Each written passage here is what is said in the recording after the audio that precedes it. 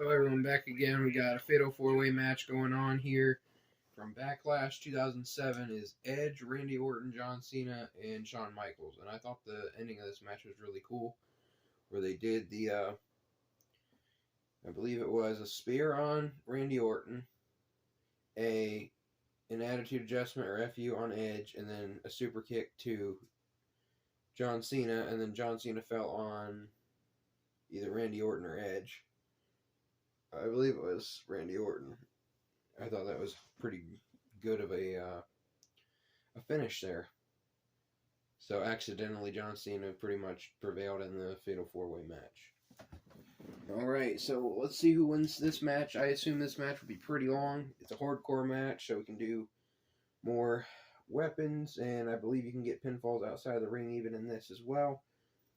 I figured that would be easier than doing a regular Fatal 4-Way where you couldn't do that. So thank you guys for watching. I'm going to play some wrestling audio here for a bit. Everybody can hear me okay, because I'm using my phone tonight. To be honest. I don't think it was that very good. Anyways, regarding the releases, it's an interesting time because WWE doesn't publicize the releases. Review where they're talking about some of the WWE releases. It's not coming out. They released several wrestlers here in the last few days. Even now, we have people that are issuing statements about their release, and it's not even being broken by a wrestling reporter. It's when a statement comes out that we find out about the release. So it's definitely changed from a few years ago. Good. I like it that way. I don't think wrestling reporters need to get that news, so I like this. Right. I'm not really surprised about any of the releases. I figured that if you're not on TV, you're not being utilized, there's a good chance you're gonna be on the chopping block. Cameron Grimes, not really surprising to me. I feel like he never got a really good shot on the main roster.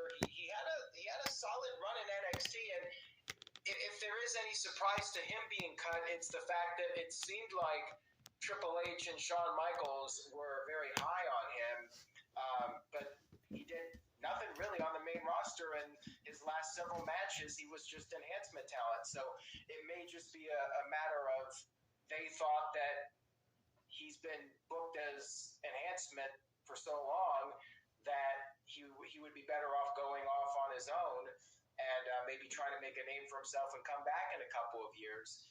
He seemed very emotional about it, and I hope he does well. Like I think at the very least TNA will pick him up, and maybe AEW will give him a shot, and I think he'll be back in WWE. He seems like a guy who's very motivated and loves WWE, and it's just not the best time for him right now. They're bringing in new people. You know, you got Braun Breaker, you got Ilya Dragunov, you got Carmelo Hayes. People are going to get lost in the shuffle, and unfortunately for Cameron Grimes, he just kind of got stuck as enhancement talent. Maybe he makes a name for himself on the indie scene and comes back when WWE can use a few new guys. As far as the others go, Jinder Mahal, again, they weren't really doing anything with him, so I'm not surprised in that sense. I guess I am a little surprised because I figured they would always keep him around if they're trying to truly be international and have an Indian superstar, but maybe that's not their focus right now, so who knows. And the others, again, no real surprises.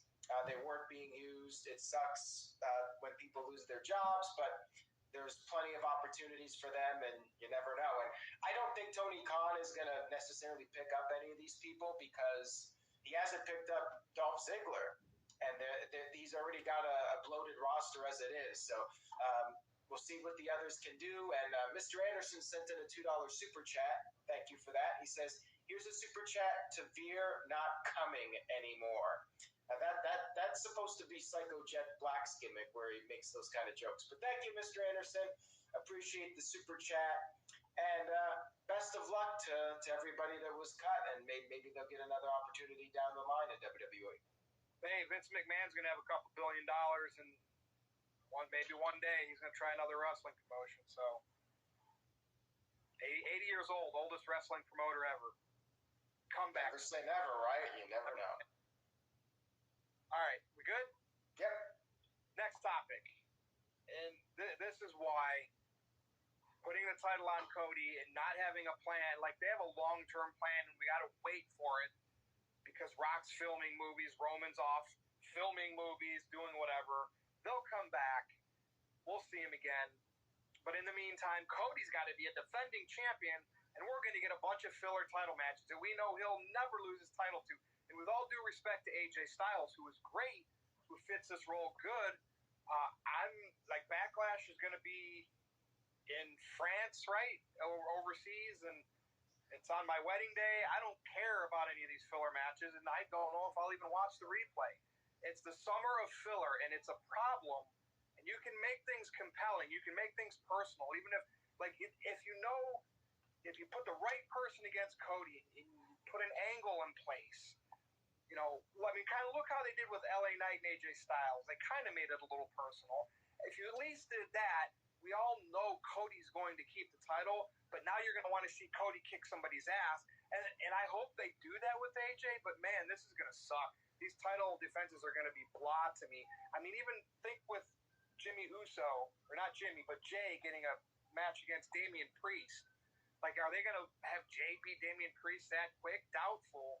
This is why I hate so many pay-per-views in WWE. What does everybody think here about the summer filler, specifically Cody and AJ? Walter, I'll start with you this time. Yeah, it is gonna suck. It is gonna be the summer of filler because the Raw title is all we're waiting on is for the return of CM Punk, and then the SmackDown title all we're waiting for is for Rock to finish filming and get to that whole nitty gritty of what the bloodline is. So it is gonna be filler. But just because we know the results of something, we could probably still make it, like you said, make it compelling. So they got to make some kind of story. Cody can still flirt with this new bloodline, like even though he hasn't won anything in 2024, which is ironic. But you could use Solo as the next contender after AJ, because we know AJ ain't winning it. And yes, it's another filler, but at least there's history in that one, and you can make it personal, like you just said. So, and then, I mean, you're not gonna give Tom a title shot though. But yeah, it's like I can't even think after Solo who else they're gonna use. So it is we've been through the summer of Punk, we've been through all these summers, and now you're absolutely hit the nail on the head. We're gonna do the summer of filler, but I mean, at least if you make it believable enough with the story, we deep down know Cody's not gonna lose it. But somebody's got to be close to be like, I don't know, maybe they can do something, even though deep down we know it's not going to happen. Still going. I think the draft will make it a little more clear, like who's going to start going where, and then we can see what's going to lead to what. But it's going to be a tough summer to go through. That's what sucks about injuries, because you don't have Punk, you don't have, and Rock has to go away, and then Roman went away. Well, he's not injured, but, he went away, so we have to deal with what we got to deal with. There's always some slow quarter in wrestling. We got to deal with it right now. Gone. And we'll talk about Becky Lynch a little bit, but sure they're going to slowly start building Gunther up into the main event level. Why wait? Why not have? I mean, I know it's Jay and Damian Priest. Why not start getting that going now? Because he had that long streak as the Intercontinental Champion. Do it now while all these other people are out and you need to push a guy, even if it's a heel. But I hate how they slow roll during slow time. But this happens late in the year every year. Like December always sucks. Yeah, it does. But maybe Gunther's time is coming with the King of the Ring, so we'll see. Yeah, but again, slow. Let's have him build that and title shot. I mean, being Intercontinental Champion for 666 days doesn't automatically make you a number one contender like that. That's just it's stupid. Anything else you want to add, Walter? Yeah, no, that's it. But I get what you mean. Like as a reward for having such a long title, he should be first in line to get the world title. We got to wait for Roman. Punk, who will be sooner than them, be back. Yeah. We got to wait for them. Let's really get behind. Like AJ's a veteran. Nothing wrong with that. Jay's, that's kind of cool, but like, how is that really going to play out? And I just want to see new stars. Like, they've dicked around with LA Knight, and again, he can't even get back there. AJB. And then Gunther, like, I don't know. I'm not saying it's like Vince McMahon type stuff where, you know, but Triple H, you want this new era, man. I don't know. Intrigue me. What do you think? I'll tell you what. With Jay, I'll say one last thing. With Jay, after Priest beats him, you better do the damage, the Judgment Day breakup quick and make Finn Balor the next contender. That's gonna make that'll intrigue us a little. Like, now Priest is the face because he already teased that he don't need you. He said something like, "I don't need you guys, you need me," or something. He yelled to Dom and them. So maybe do the Judgment Day breakup and then make Balor the #1 contender. That'll be some intriguement. But meanwhile, we're just going to see Cody get these wins against these big names. And, oh, what a great championship run by Cody Rhodes because he beat Styles in France. AJ travels all over the world putting on great matches. Oh, wait, that sounds like AEW stuff. All right, Colin, what is your take here on the summer of filler, at least regarding the main event, in my opinion? So even coming out of WrestleMania, Cody winning the belt, the bigger story to me is this new bloodline. So I don't know what his plan. AJ is obviously going to take the L here because we still have many more months until SummerSlam, and I have no idea SummerSlam. The right person to me would be Gunther, but I guess that's what we'll see. But like, I don't know. Again, like I said, the bigger story here is the new bloodline. Who's running that? Cody ends up on SmackDown, which is the way we're going.